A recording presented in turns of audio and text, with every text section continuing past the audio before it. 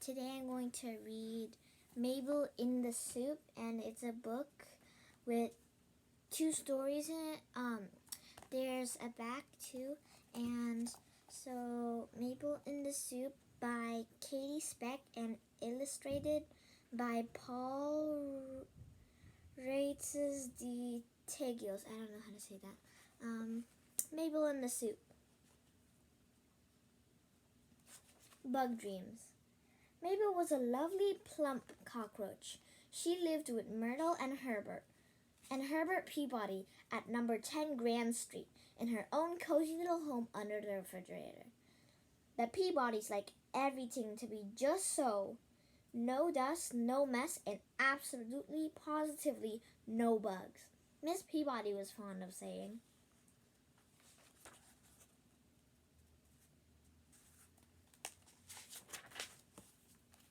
Maybelle was not welcome, but she was a sensible cockroach. She obeyed the rules. When it's light, stay out of sight. If you are spied, better hide. And most important of all, never meet with human feet. The Peabodys didn't know they shared their kitchen with a bug. Maybelle was sensible, but she loved food, and she wanted the good stuff. I'm tired of crumbs and spills. I want tasty leftovers on a plate. Don't even think about it, kiddo, her friend Henry the Flea. Henry lived and died on the Peabody's cat, Ramona. If the Peabodys see you, they'll call the bug man, and then you'll be in a pickle. I might like a pickle, perhaps a pickle relish or pickled pig's feet, or we can't have exactly what we want, Henry said. The Peabodys think dogs are messy, so I have to settle for a cat. Ramona bathes all day. I'm always wet. We've got to make the best of what we have, Maybelle. Maybelle didn't think that making the best of what she had sounded very interesting. Just once, she wanted to taste food before it hit the floor. And that is how this story begins, because a cockroach may not get exactly what a cockroach wants, but you can't blame her for trying.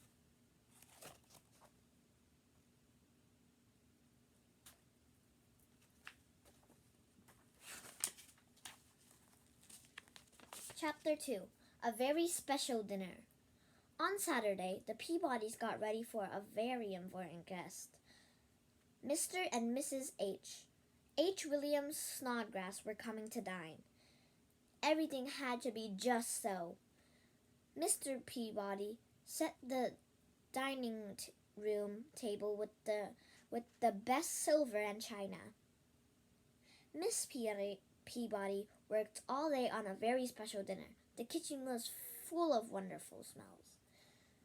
Maybelle and Henry watched from under the refrigerator as Miss Peabody's dreadful feet moved around the kitchen. Have you ever tasted a foot, Henry? Maybelle thought about this sort of thing. No way, Henry said. Humans may not notice a flea on their pets, but if a flea bites a foot, the bug man comes. I'll stick to my cat. I could sneak out for a little dinner before the guests arrives, Maybelle said. I'd be careful, Henry. I only want a teensy taste of the soup I smell. Mock turtle, Miss Peabody calls it. Mind your business, Maybelle, Henry said, sticking to crumbs and spills. Just then, Ramona's 4 furry feet appeared beside Miss Peabody's 2 big ones. Well, there's my dinner, Henry said cheerfully, and off he hopped. Maybelle sat by herself under the refrigerator and wondered, what would it be like to eat mock turtle soup right out of a bowl?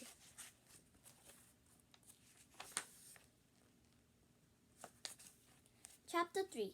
Soup's on. Ding dong, at 6 o'clock, the Peabodys' very important guest arrived. The Peabodys were dressed up to greet them.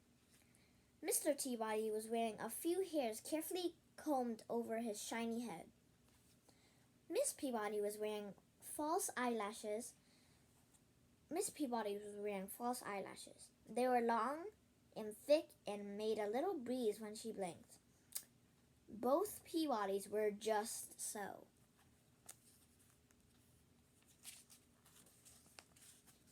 Mabel heard the H. William Snodgrasses exclaiming over the beautiful table in the dining room. She watched Miss Peabody's feet clomping in and out of the kitchen. She smelled the soup that sat in a bowl on the kitchen counter, and she wanted to taste.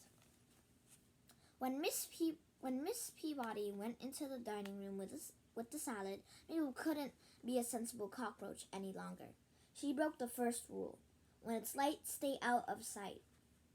She scurried out into the bright kitchen, then climbed onto the counter, crawled up the side of the china tureen, and looked down at the soup. She didn't see a turtle, but oh, the beautiful brown broth and the lovely tomatoes, and at that very moment the kitchen door swung open. Miss Peabody hurried in. Mabel was so startled that she lost her balance and teetered for a moment on the ledge of the tureen, and then, plop, splash, she fell into the soup.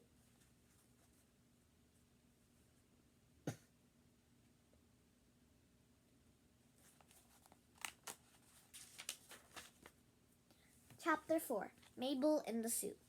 Mabel was going to be in terrible trouble if Miss Peabody saw her floating in the mock turtle soup. But then she remembered the second rule: if you are spied, better hide. She took a deep breath and went under. Mabel held her breath while Miss Peabody carried the big china tureen into the dining room. She held her breath while Miss Peabody put the tureen in the middle of the table. She held her breath while Miss Peabody ladled soup into 4 small bowls. "This looks quite wonderful," Miss Snodgrass said, sniffing daintily at her bowl. "Everything in your home is just so." "Why, of course it is," Miss Peabody smiled sweetly. Mabel held her breath while Miss Snodgrass picked up her spoon, dipped it into her soup, raised it to her lips, and Mabel couldn't hold her breath another instant. She stood up in the spoon with a gasp and found herself nose to nose with Miss Snodgrass.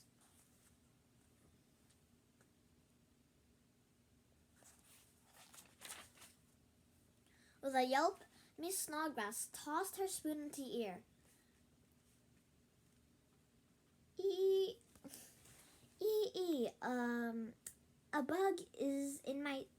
A bug in my soup. Oh, disgusting. I might have eaten it." Mabel sailed through the air and landed on a butter dish. A nasty human face had almost eaten her. She began scrambling around the table in a panic. The room filled with squeals and shouts. Humans swatted at Mabel with their napkins. The Peabody's best plates and glasses crashed to the floor. "It's a roach! Get it! Smash the bug!" Mabel was so frightened that she fluttered from the tablecloth to Mr. Peabody's shiny head. "Yuck!" Mr. Peabody cried, and flicked her onto the front of Mr. Snodgrass's dress.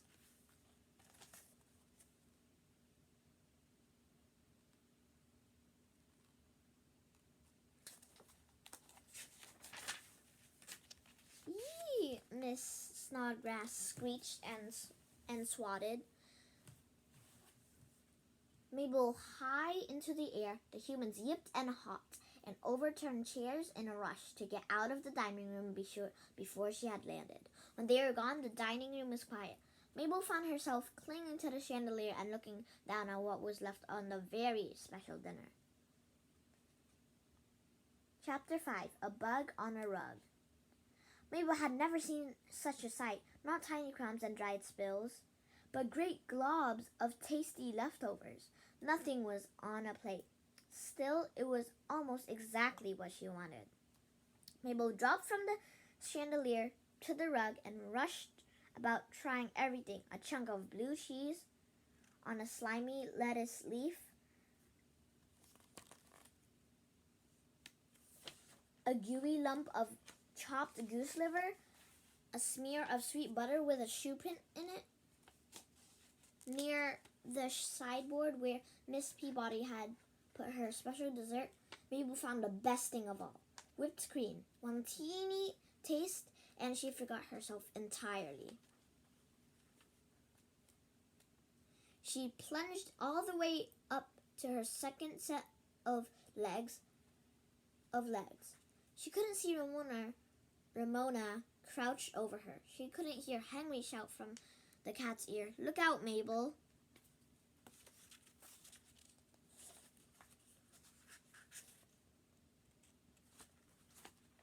Whack! Ramona's paw shot out and gave Mabel a hard knock that sent her skidding across the rug. Whack! Ramona sent her spinning in another direction. Mabel was so frightened that she could only flutter wildly. Ramona batted her one way and then the other. Run home, Henry shouted with Ramona close behind. Mabel ran as fast as her 6 legs could carry her. She scrambled across the dining room and through the kitchen. She fled to the safety of her home. But she'd eaten too much. No matter how she struggled, she couldn't squeeze her belly through the narrow crack under the refrigerator. Mabel's desperate bottom stuck out into the kitchen. Ramona grabbed it and pulled. Mabel fainted.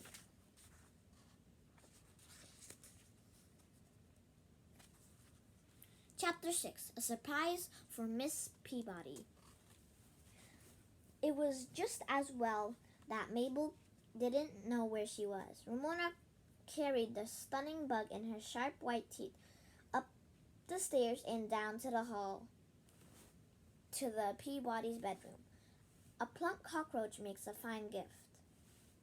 In the bedroom, Miss Peabody was sitting up in her bed with an ice pack on her head, weeping into a handkerchief. "My lovely dinner spoiled by a revolting cockroach," she sobbed. Mr. Peabody patted her arm. "Now, my dear, you mustn't upset yourself. Look who has come to cheer you up." Ramona stood proudly at the door with something in her mouth. "Oh, Mama's angel, Mama's little comfort, come to me, precious," Miss Peabody cried. Ramona leaped up on the coverlet, put Mabel down on her mistress' lap, and wait to hear what a very clever cat she was. Meanwhile, Mabel was waking from her faint. She laid on her back with her eyes squeezed shut and gently waving her legs in the air to see if she was dead. Miss Peabody didn't have any glasses. She leaned close to Mabel. "What has my angel brought, Mama?" She squinted and leaned closer, her nose almost touching Mabel. Mabel waved her legs, and Miss Peabody saw. She began to scream.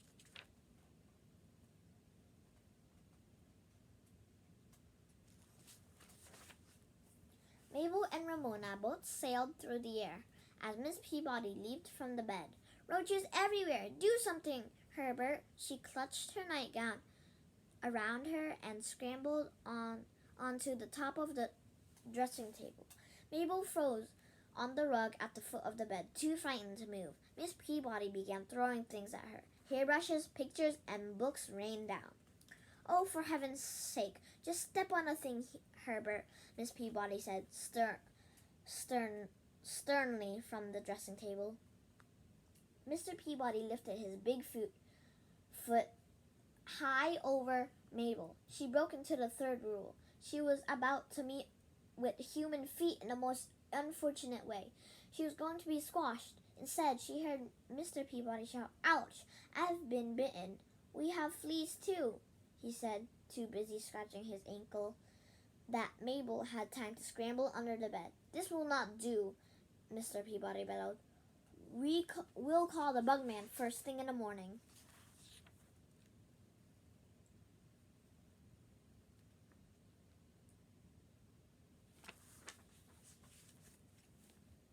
Chapter 7. Henry catches a plant. "Hello, Bugman," Henry said, joining Mabel under the bed. Mabel began to cry. "On the other hand," said Henry, that was pretty exciting. We've had an adventure." "Some adventure. The Bugman will spray us," Mabel howled. Henry frowned and thought for a moment. Then his tiny face cleared. "We won't be here, kiddo. Problem solved." "Where will we be?" Mabel sniffed. "The Peabodys think Bud's crate is smelly. They'll leave for a day or two when the Bugman comes. You hide in the suitcase tonight. In the morning you'll be off on a little vacation."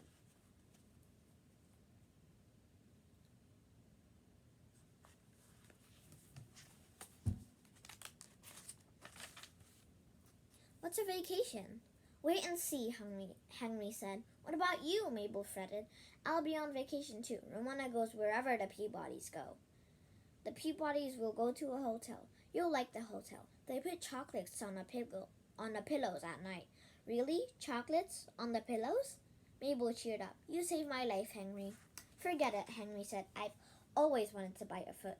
"How did it taste?" Mabel was starting to feel hungry again. "I would have preferred a golden retriever." "Tell me more about the chocolates on the pillows," Mabel said. The two friends talked late into the night about chocolates and dogs and other tasty things.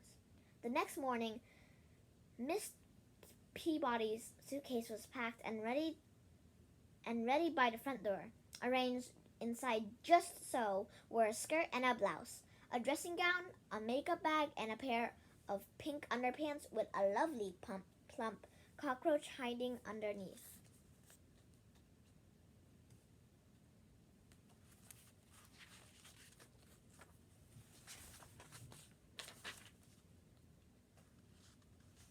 Chapter 8. Where's Henry?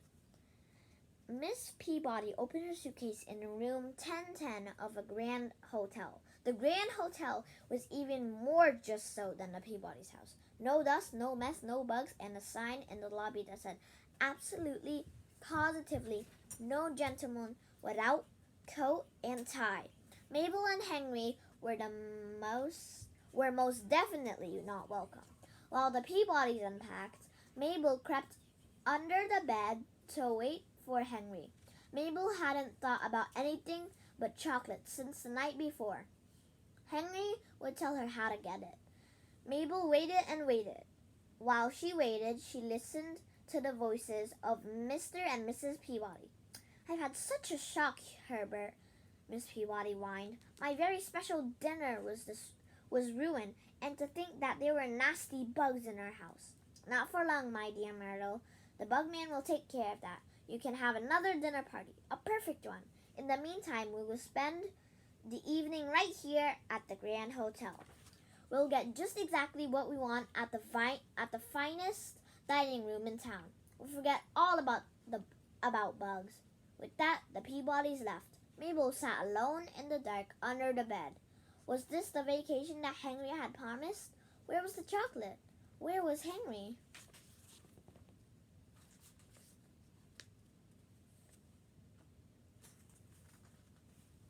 Chapter 9. Under Wraps. "Hi there, kiddo," Henry said, bounding cheerfully over the carpet. "Henry, I thought you would never get here." Sorry, Mabel. I dozed off on Ramona. I like to nap after a good meal." "Well, I haven't had a good meal since last night," Mabel said, feeling grumpy. "When will the chocolate come?"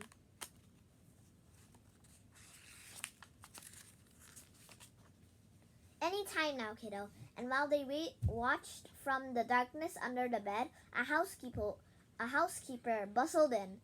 She smoothed the bedspread and turned down the sheets and placed a small piece of chocolate on each pillow. Then she left quickly as she had come. "Enjoy," said Henry, "but watch out for Ramona." Mabel crept out from under the bed. There was no sign of the cat, so she climbed up the bedspread and peeked over the edge. There were chocolates on the pillows. All right, but between the pillows, Ramona was settled in for a cat nap. Ramona was a scary sight, but oh, the lovely chocolates. Slowly, Mabel inched up the bedspread, hardly daring to breathe. The cat snored softly as Mabel reached the pillows. Then with Mabel a whiskers length away, Ramona twisted and stretched out a paw. Great hooked claws lashed in front of Mabel's face, but the cat continued to snore. When her heart stopped pounding, Mabel threw herself on the chocolate. It smelled delicious, but there was something wrong. She couldn't taste it. It was wrapped. Wrapped, she wailed once she was back under the bed with Henry. You didn't tell me the chocolate was wrapped. What good is a hotel if you can't eat the chocolate? I didn't know it would be wrapped, Henry said.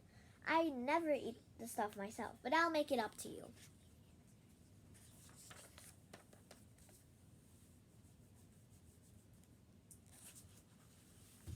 How Henry, Mabel was feeling sorry for herself. At the hotels, they have a thing called room service. Humans can stay right in their room and have meals brought up to them. When they're finished, they put their plates out in the hall. I've seen some things that would interest you on those plates, Mabel, but won't it be dangerous in the hall? A human might see me. I might be squashed. I'll come with you, Henry said. I don't take chances at home, but we're on vacation. We're supposed to do things that we wouldn't do at home. In fact, he added, his legs beginning to twitch with excitement, I saw a French poodle go into the next room. I've always wanted to try one of those. And so the two friends squeezed under the door of room 1010 and into the hushed hallway of the Grand Hotel.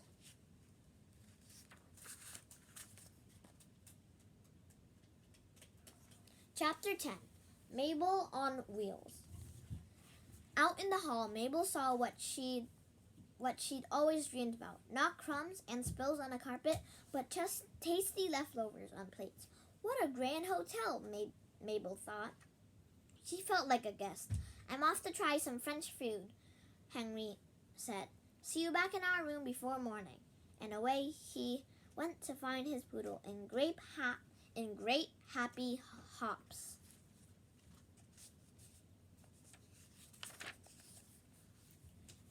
Mabel hardly knew where to begin. There were plates up and down from the hall. She wanted to nibble a bit from each one. Should she begin with the closest or the farthest? A cockroach on vacation has such lovely choices. Mabel was just about to make up her mind when she saw something that sent her heart racing.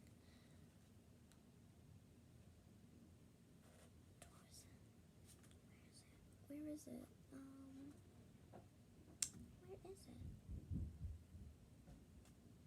Oh.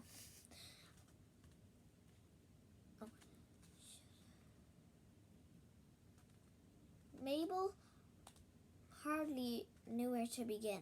There were plates up and down the hall. She wanted to nibble a bit from each one. Should she begin with the closest or the farthest? A cockroach on vacation has such lovely choices.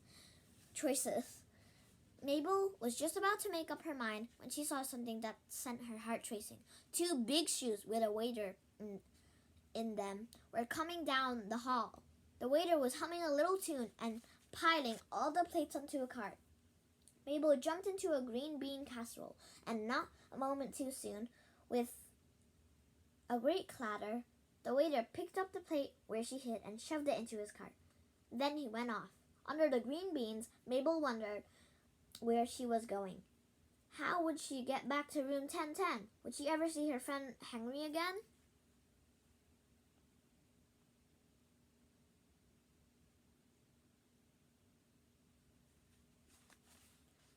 Chapter 11. Eat and be eaten. The cart rolled and clattered along the hall into the elevator, down to the first floor, and up through a pair of swinging doors. They opened into the busiest room in the hotel, the kitchen. This room was full of lights and humans' feet. Humans tossed salads, stirred sauces, chopped vegetables, made bread. everyone hurried. And the noise. Spoons scraped, pots banged, blenders whirred, and the sharp blades a of a garbage disposal roared in the sink.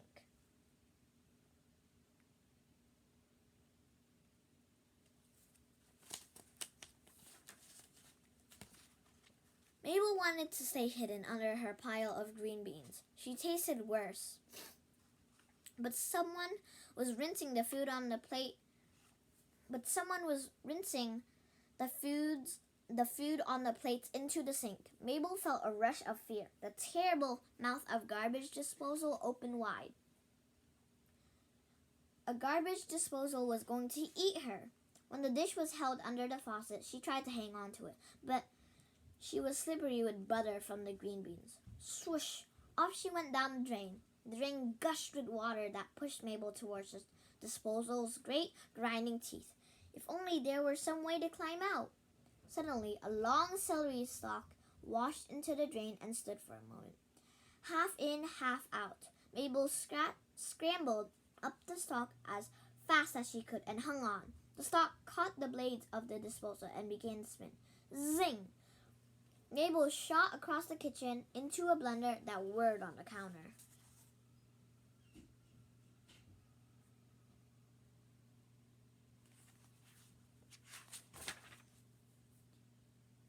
Boing! She bounced in onto a twirling chunk of carrot. Zip! She rocketed out of the blender, sailing through the air, and landed on a plate of food. The kitchen workers were too busy to notice Mabel. Someone tucked parsley around her, clapped a silver lid over the plate, and sent it off to the dining room, safe in the dark under the lid. Mabel was about to taste the hotel meal right off the plate in the finest dining room in town. This was more than even she had dared to want. Chapter 12. Hello again. Meanwhile, Mr. and Mrs. Peabody sat at a lovely table by the window, looking just so. A waiter came their way, rolling a cart of full plates under silver lids. The Peabodys spread their napkins on their laps and prepared to be served. With a flourish, the waiter took a plate from the cart and put it down in front of Miss Peabody. For the lady,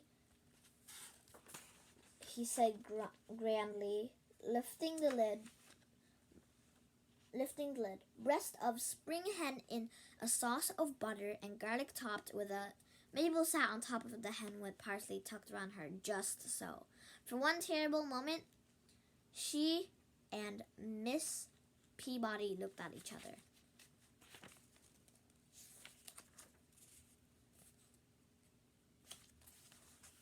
Cockroach! Miss Peabody hollered and pushed away from her table so hard that the chair tipped over.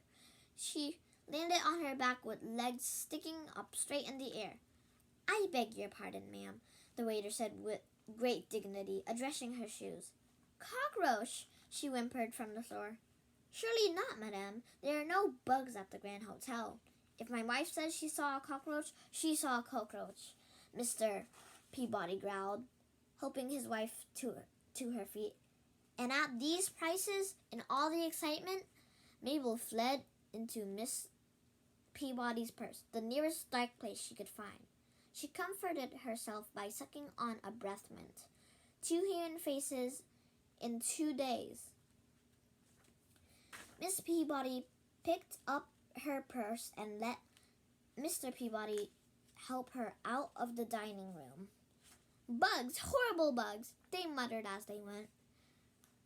Behind them, a room full of nervous diners scratched their ankles and checked under their lettuce leaves for insects. Mabel spent the rest of the night waiting for Henry in room 1010. Henry didn't come. Chapter 12. Checkout. In the morning, the Peabodys packed their bags. Mabel went with them to the lobby, still in Miss Peabody's purse. She couldn't bear going back to number 10 Grand Street without Henry. Where was he? Not on Ramona. The cat hadn't scratched herself all night. While Mabel worried over Henry, Mr. Peabody gave the hotel manager a piece of his mind. Grand hotel indeed. There are bugs in this hotel. Your waiter served my wife a cockroach in the dining room last night. Mr. Peabody fumed. Impossible, exclaimed the manager, turning red in the face. Not at all, said a woman holding a little white poodle. Our precious Poopsie scratched all night. This hotel has fleas too. Poor Poopsie is going to get a flea dip at once. Suddenly, Mabel remembered something Henry had said about napping after a good meal. He was asleep on the poodle. Henry is going to get a flea dip, and it was Mabel's fault for not obeying the rules or sticking with crumbs and spills. Mabel had to wake up Henry, but she'd have to break all the rules at once to do it. She dropped from the darkness of the purse and scurried in plain sight out of a forest of human feet. "Ack!" said Poopsie's owner, pointing at Mabel.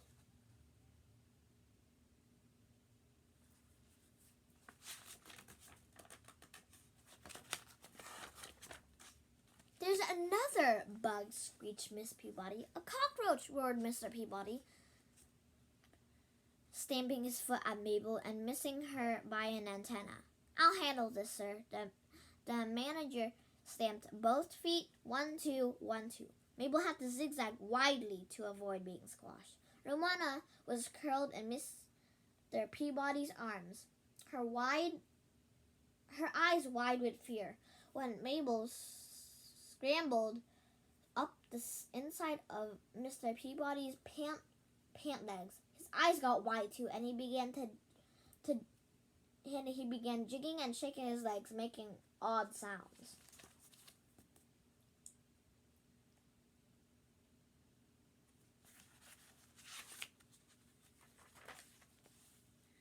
With a loud hiss, Ramona jumped onto the floor and ran across the lobby.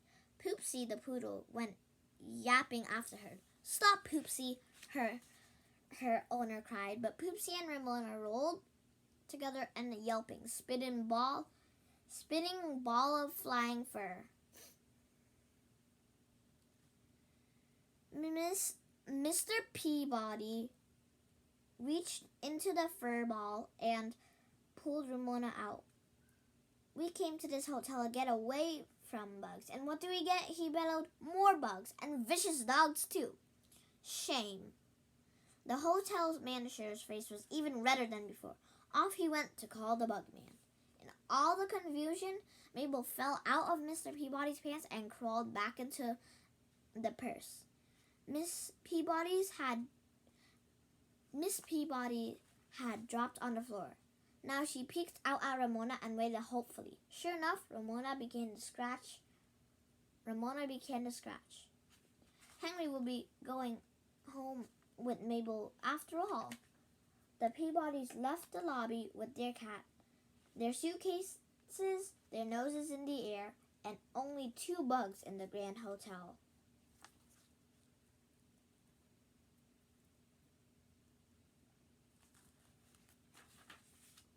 Chapter 14. Home Sweet Home. Back at number 10 Grand Street, the Peabodys turned off the kitchen light on their way to bed. "It's good to be home, isn't it, dear?" Mr. Peabody said. "Yes, Herbert, it is. It's good to be out of that awful hotel. Everything here is just so again. No dust, no mess, and absolutely, positively no bugs." With a deep sigh of content, Miss Peabody followed her husband upstairs. In the dark kitchen, the refrigerator whirred softly, safe and cozy in Mabel's home. Mabel and Henry talked about their vacation. "The best part of a vacation is coming home, if you ask me," Mabel said. Henry smiled. The poodle was nice. The breast of spring hen with butter and garlic was nice too, Mabel admitted. "But from now on, I'll make the best of what I have. Crumbs and spills aren't really that so bad. Anyway, we can't have exactly what we want," Mabel said, as if she thought of it herself. "No more adventures, Henry." "Suits me, kiddo." "Of course," Mabel said. I might like a jelly omelet, or maybe a chocolate pudding with green peas and carrots on top. That would look nice in a blue bowl, don't you think, Henry? Or maybe, well, even if a cockroach can't get exactly what a cockroach wants, you can't blame her for dreaming. And that's the end of the book. There's another book here, but I'll read that in the next video. Anyways, bye everybody.